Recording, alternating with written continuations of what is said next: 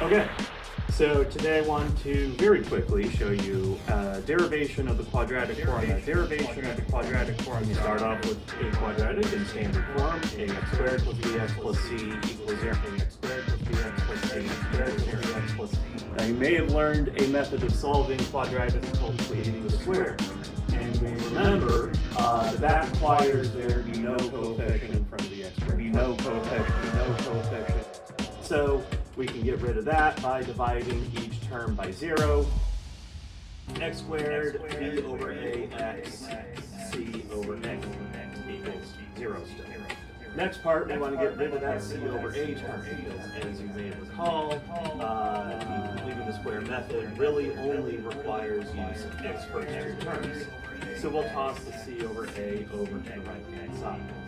Now the critical step of the completing the square process is that we need to take this coefficient, cut it in half, and then square it. The Eagle has landed.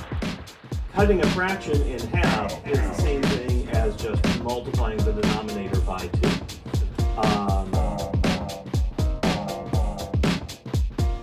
So we take that quantity and we square it, and we have b squared on top, we have 4a squared on the bottom, and that then is the portion that we throw in there to complete that square. But if we're going to throw it in on the left-hand side, we have to throw it in on the right-hand side. Now, this whole trinomial now is, by virtue of this work that we've done, b squared of x plus b over 2a. This thing that we created squared is the thing that completed the square portion.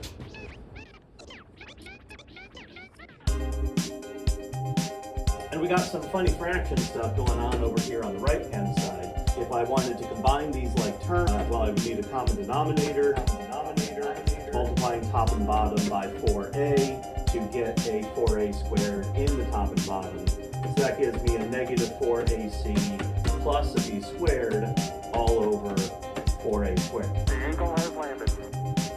We're almost there, and you might see what's happening here. You might see where this is going. So let's finish this out.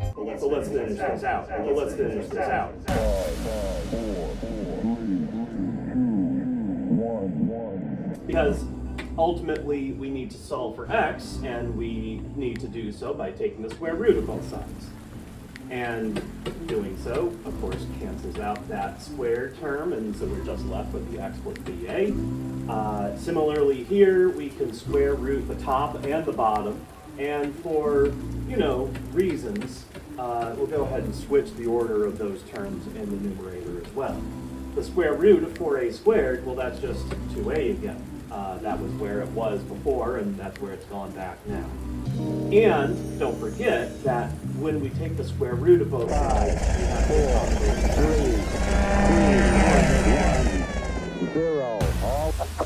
over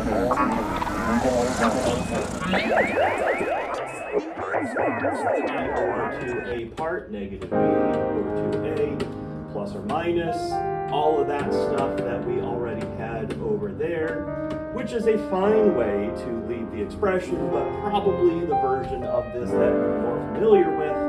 Say it with me now. X is equal to negative b plus or minus the square root of b squared minus 4ac all over 2a. And there we have the quadratic formula.